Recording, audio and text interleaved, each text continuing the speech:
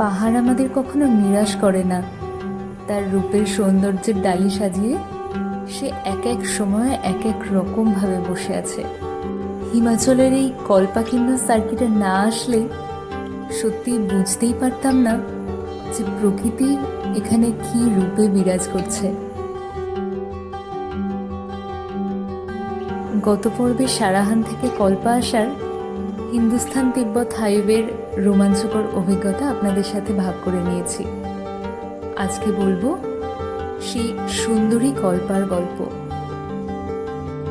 কারচান dam থেকে যখন গাড়ি কল্পার উদ্দেশ্যে যেতে শুরু করলো, আকাশ মেঘলা করে ঝমঝমিয়ে বৃষ্টি এলো। মনের মধ্যে একটা আশঙ্কা কাজ করছিল, যার জন্য এত দূর আসা, সেই কিন্নর কৈলাসের দর্শন কি পাবো?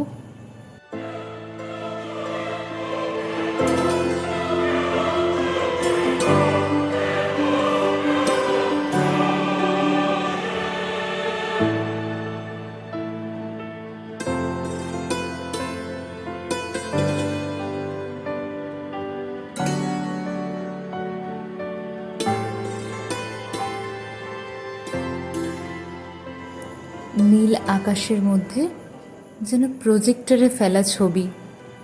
এটা কি বাস্তব? আমরা নিজেদের চোখকেই বিশ্বাস করতে পারছিলাম না। কিন্নর কৈলাসের দর্শন এইভাবে যে পাবো আমরা ভাবিনি। সন্ধে নামার পরেও অনেকক্ষণ ব্যালকনিতে বসেছিলাম, উঠতে ইচ্ছা করছিল না যে। কয়েক মাস আগে ঘটে যাওয়া হিমাচলের দুর্ঘটনার জেরে এখন পর্যটকের সংখ্যা অনেকটাই কম। তাই এই সময় আমরা যে আপ্যায়ন পেয়েছিলাম, জানি না অন্য সময় পেতাম কি না। এই যে দাদা যাকে দেখা যাচ্ছে, উনি বর্ধমানের বাসিন্দা। বহুদিন হলো উনি এখানের কর্মচারী। ওনার মুখ থেকে কল্পার অনেক গল্প শুনলাম। হোটেল থেকে শুনে সন্ধ্যাবেলায় হাঁটতে হাঁটতে সামনের এক আপেল ফ্যাক্টরিতে গেলাম, যেখানে আপেল বাছাই এবং প্যাকেজিং চলছে। এখানকার মানুষের জীবিকা উপার্জনের অঙ্গ হলো এই আপেল চাষ। এখানকার আপেল জগৎ বিখ্যাত, যা মেনলি বিদেশে রপ্তানি হয়। হোটেলে ফিরে এখানকার বানানো সুস্বাদু খাবার খেয়ে সেদিনের মতো আমরা ঘুমিয়ে পড়লাম।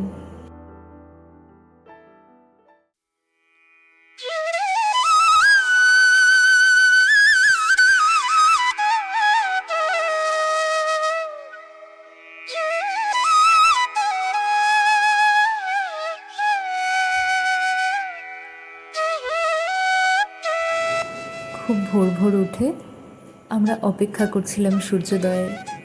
পাহাড়ের পিছন থেকে যখন সূর্যটা উঠছিল, অদ্ভুত সুন্দর লাগছিল পাহাড়টাকে দেখতে। সকালে হাঁটতে বেরোলাম, দেখলাম প্রত্যেকটা গাছে গাছে বাড়িতে বাড়িতে লাল আপেল ভরে আছে।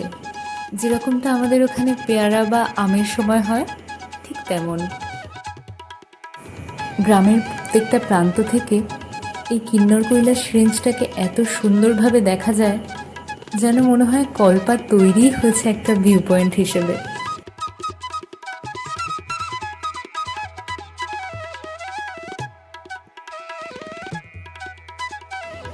পায়ে পায়ে হেঁটে চলে এলাম একটা বৌদ্ধ মনাস্ট্রিতে। নাম হুবুলঙ্কার মনাস্ট্রি।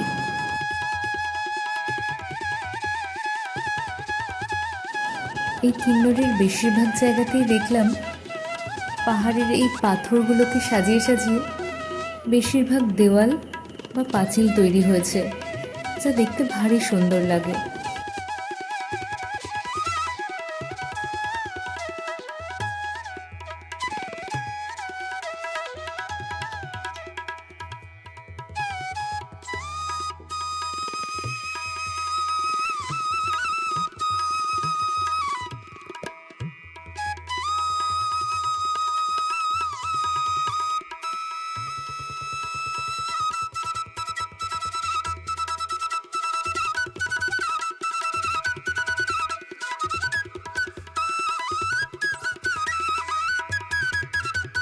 মন্দির থেকে বেরিয়েই চলার পথে দেখতে পেলাম এই চিঠির বাক্সটি।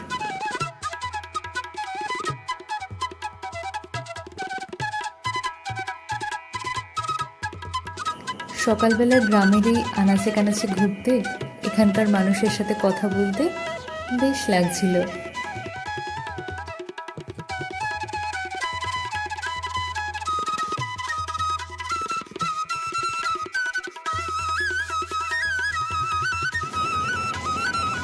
কিছুটা হাঁটতে হাঁটতে জিজ্ঞাসাবাদ করে আমরা এগিয়ে চললাম নারায়ণ নাগিনী মন্দিরের উদ্দেশ্যে।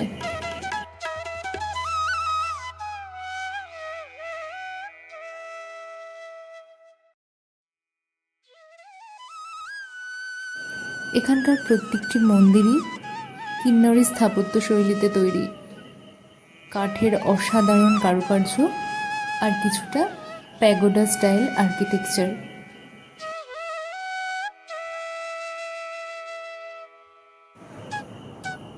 পুরো মন্দিরটিতে কাঠের মধ্যে নিখুঁত কারুকার্য এবং বিভিন্ন হিন্দু দেবদেবীর মূর্তি এখানে খোদাই করা। মন্দিরগুলি কাঠ ও পাথর দিয়ে তৈরি হওয়ায় কিন্নরি এই বিশেষ স্থাপত্য শৈলীকে কাঠকুনিও বলা হয়ে থাকে।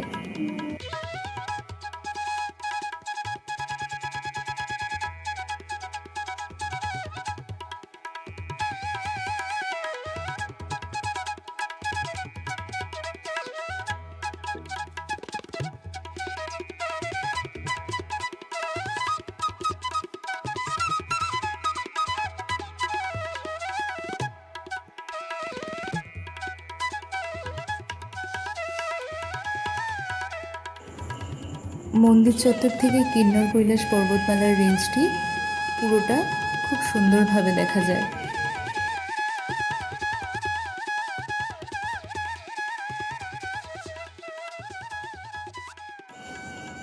বেশ কিছুক্ষণ গ্রাম ঘোরাঘুরি করে আমরা আবার হোটেলে ফিরে এলাম।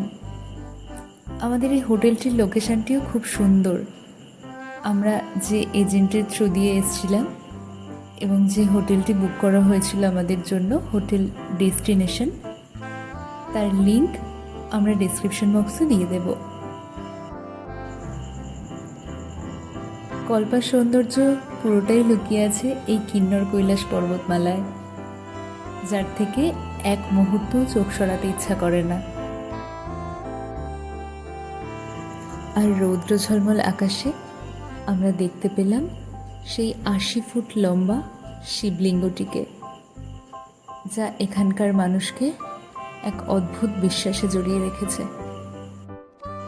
তাই প্রত্যেক বছর যখন পাহাড়ের মাথায় বরফ গলে যায়, এখানকার অনেক মানুষ, এমনকি বেশ কিছু পর্যটক ট্রেকিং করে এই মহাদেবের কাছে পুজো দিতে ওঠে।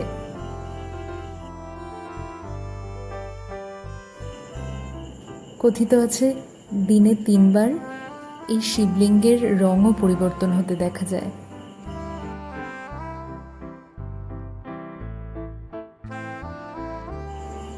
কল্পার কাছাকাছি আরও কিছু দেখার জায়গা আছে। সেগুলি হলো চিনি গ্রাম, রোগী গ্রাম, সুইসাইড পয়েন্ট ইত্যাদি। চিনি গ্রাম যেখানে আমরা সকালে হাঁটতে হাঁটতে গেলাম, আর এটি হচ্ছে রোগী গ্রাম যেখানে আমরা একেবারেই ব্রেকফাস্ট করে বাক্স গুছিয়ে চলে এসেছি পরের গন্তব্যে যাওয়ার উদ্দেশ্যে। রাস্তায় দেখে নেব সুইসাইড পয়েন্ট।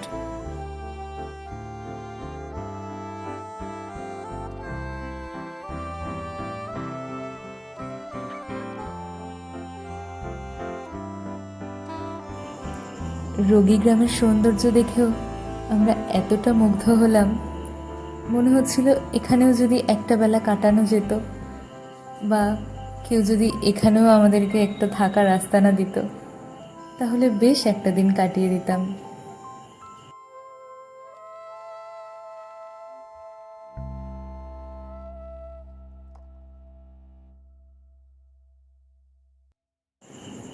রোগী গ্রাম থেকে সুইসাইড পয়েন্ট যাওয়ার রাস্তাটি খুব সুন্দর, বেশ অন্যরকম।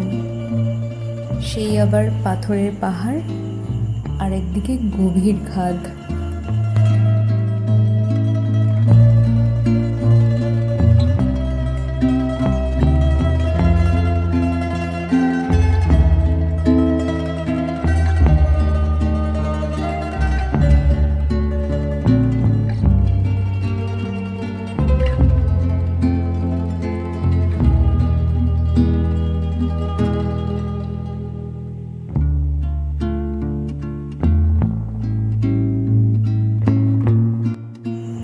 রাস্তার সৌন্দর্য উপভোগ করতে করতে চললাম।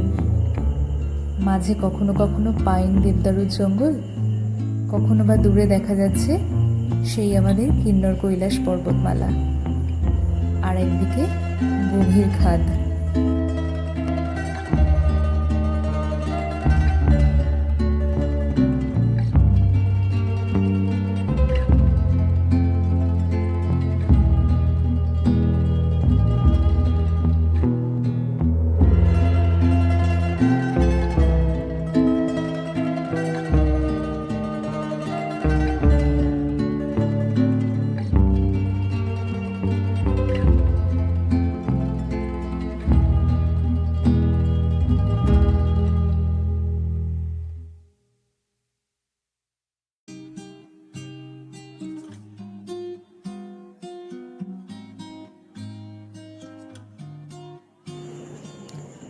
দেখতে দেখতে আমরা সুইসাইড পয়েন্টের কাছে চলে এলাম।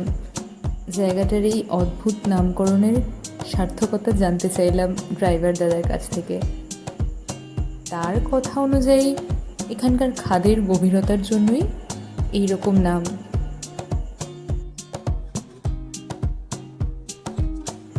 এখানকার পাহাড়ের এই রূপ দেখে একদিকে যেমন বিস্ময়ে অবাক হচ্ছিলাম, তেমনি গভীর খাদ দেখে হৃদস্পন্দন কিন্তু বেড়েও যাচ্ছিল।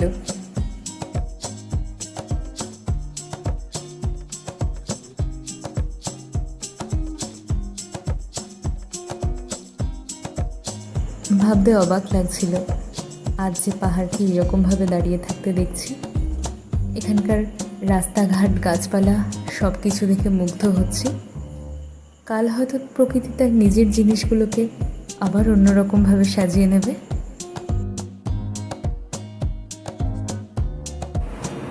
কল্পাকে বিদায় জানিয়ে চলেছি সাংলা ভ্যালির দিকে। পরবর্তী পর্বে দেখা হবে আবার সেই নতুন জায়গাটিতে। যদি ভালো লেগে থাকে আজকের ব্লগটি, তাহলে অবশ্যই একটা লাইক করবেন এবং পাশে থাকবেন। ধন্যবাদ।